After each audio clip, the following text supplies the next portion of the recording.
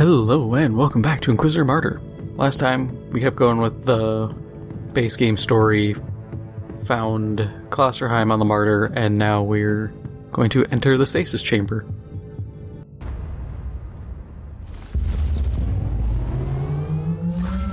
Together again. At your command. I see you have reinforcements against the walls. These men are members of my expedition. I thought they were killed.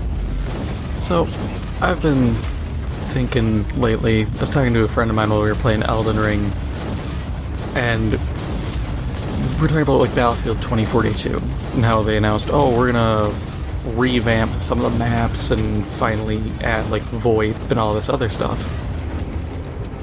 And I had realized this, even now thinking about it, I'm really glad this game is the way it is, because one of the most important things I think this game has going for it is that it doesn't try to do anything unnecessary.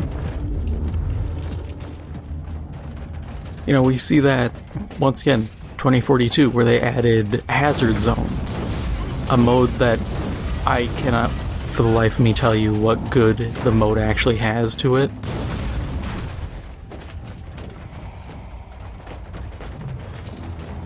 Because the whole thing with it is it's like, oh, it's like Tarkov, but it doesn't have any real purpose. It's not very loot-based, it's not much of anything. And that was something I was discussing with my friend, and I said, yeah, I feel like they almost were making the game, and 6 months before launch, someone stepped in and was like, hey, this Tarkov thing's fancy and new and people are digging it. Make that. Just shove it in somewhere and do that for the game. Because otherwise, I just cannot fathom why you would make a mode like that, but then fail, or how you would fail on every aspect of it. But then you have a game like this where the devs pretty much just said, hey, let's just make your typical ARPG. You know, nothing fancy, no overly gimmicky new stuff, just bare bones ARPG, shoot, scoot, and loot. And I'm fine with that. I'm actually really happy that they just made this instead of trying to make it into something it isn't. To create an army of former demon hosts resistant to the powers of the war. At some point, he must have realized that it was not working. We also got onto the discussion of merchandising. All I can think of is from Spaceballs. Yogurts and their merchandising. And now his legacy will be ours. Okay, I don't know why it dragged me all the way over here for this. But that's something I feel a lot of games do very poorly, is try to merchandise. Warhammer, admittedly, is essentially entirely based around merchandising, with lore being kind of the extra thing of like, here's a book.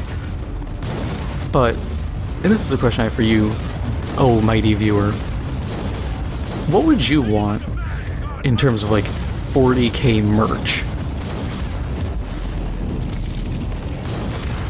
Because personally, I'd love to see like one-to-one replicas of, say, I'd say Space Marine helmets.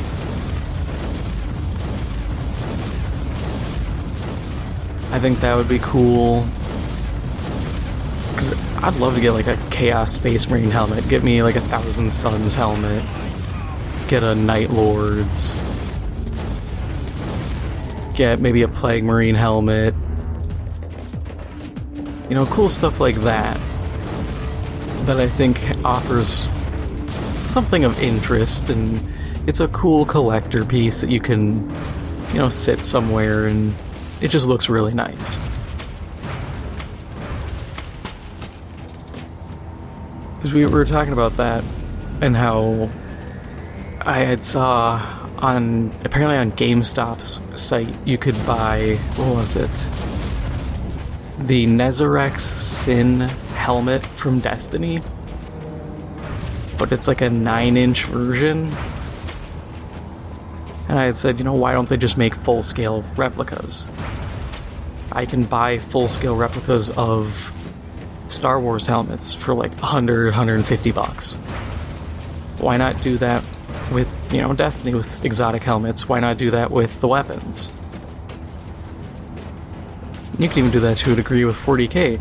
Make a replica bolter.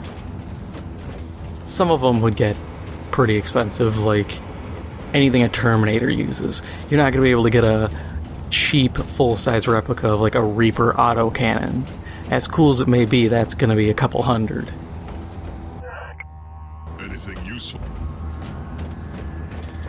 By the Emperor. What is our next step? I forgot if we're going Radical or Puritan. Radical it is. You are right. I'm actually going to check and see what my character even is. Oh, I can't even check morality.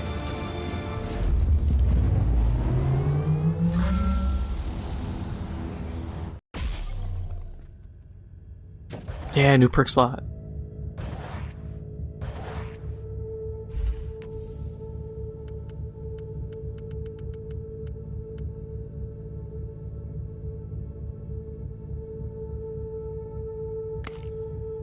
Yeah, we'll use that.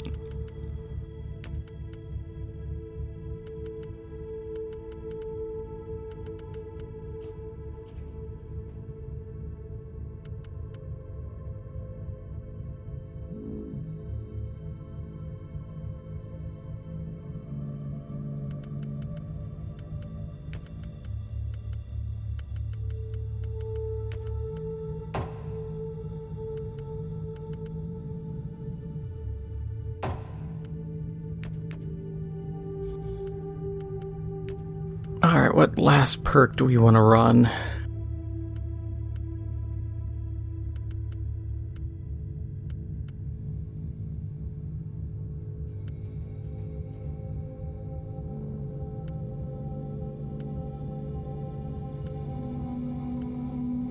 Oh wow, you could run both of those for tons of damage.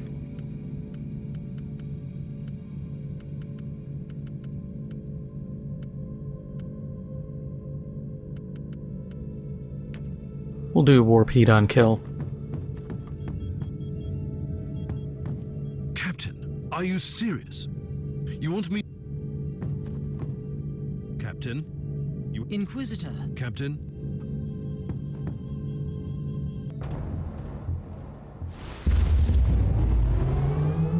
This place is a despicable hive of heresy and corruption.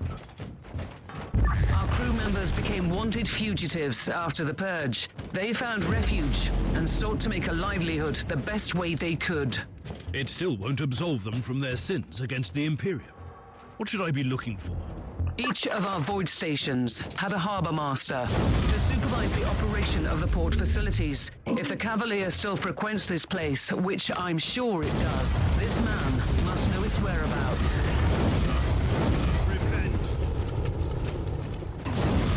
But going with what I had asked, you know, what do you want to see for merchandising for games? 'Cause like I said, I just feel like games do a terrible job. A lot of IPs lately have done a terrible job merchandising.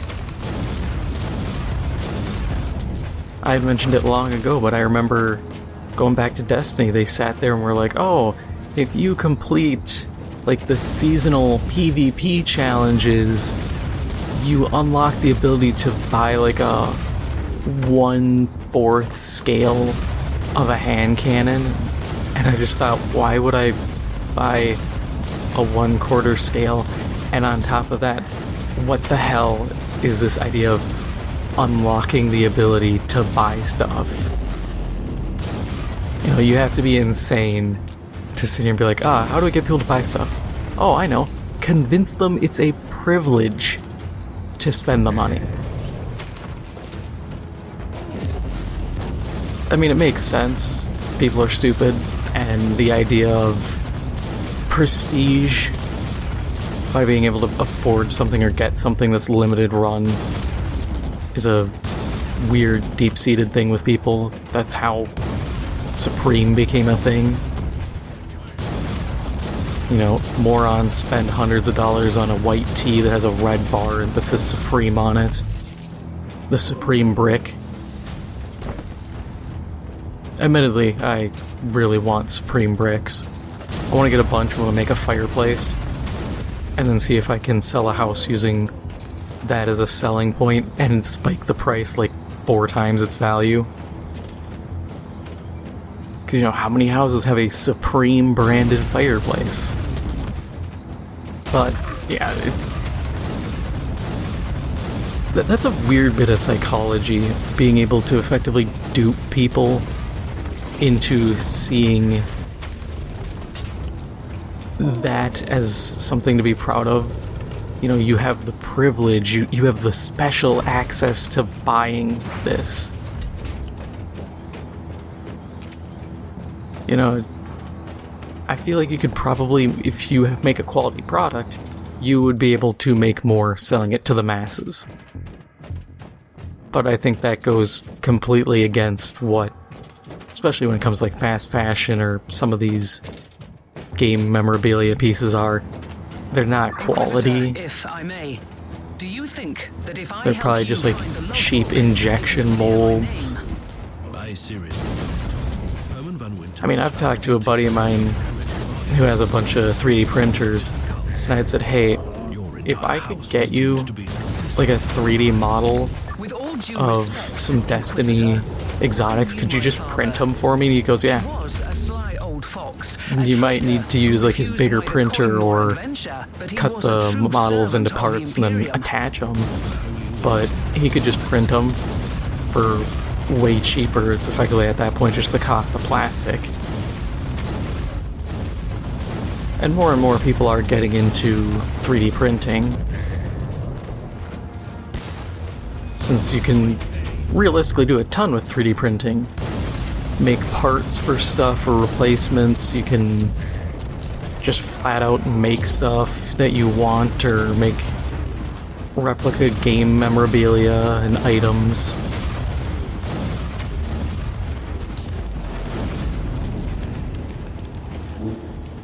It'll be interesting though, depending on who makes what and for how long, when more time elapses and these items start to get like appearing on resale markets, how much value can be ascribed to them.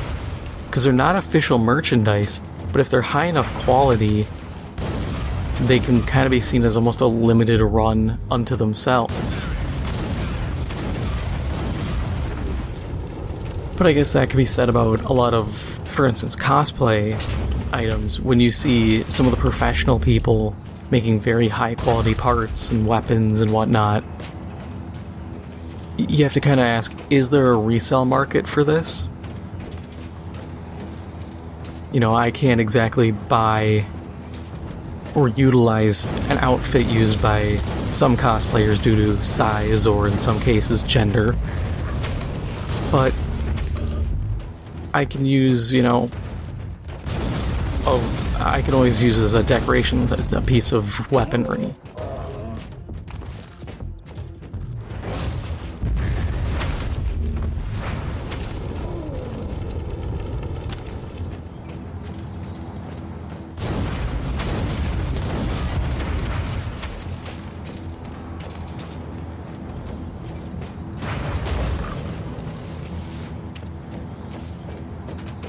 You could even do little, I think I've seen them before, little merchandising things for 40K that were the purity seals. I think they were magnets. So those would be cool to put on a fridge.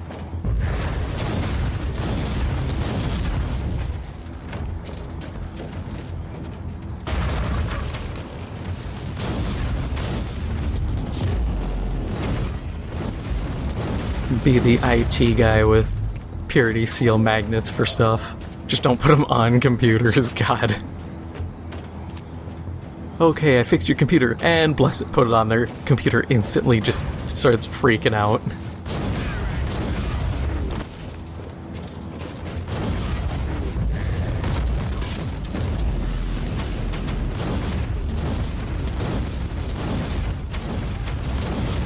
Thinking about it, thinking about magnets and frying computers, I'm surprised we haven't seen Games Workshop try to get into NFTs.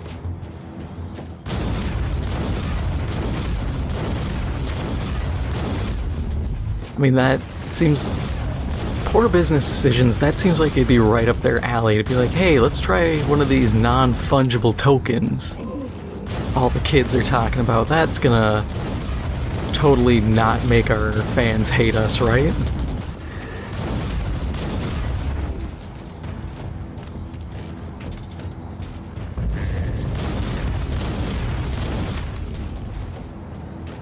But thinking about it more, yeah, I guess they're smart enough to realize nobody likes them, or very few people do.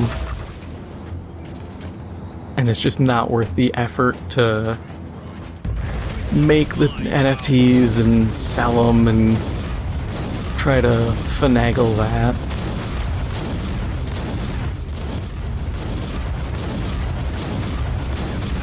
The Harbour Master refused interrogation. Tell me he wasn't my only lead. Maybe not. All our Harbour Masters... Captain.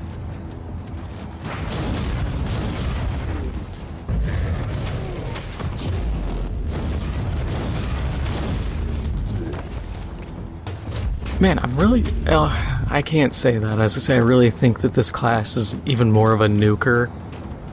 But I also have that 400% dot bonus. So of course it's gonna nuke enemies really fast. But it does seem like the Psyker is built even better for just flattening guys.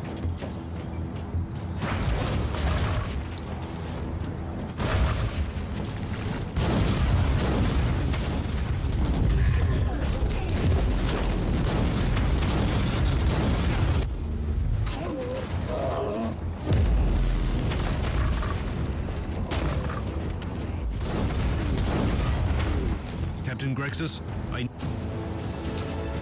Oh wow, that was fast. I thought I had to do more for Grexus than just grab him. Yeah, we'll go flatten these last guys quick.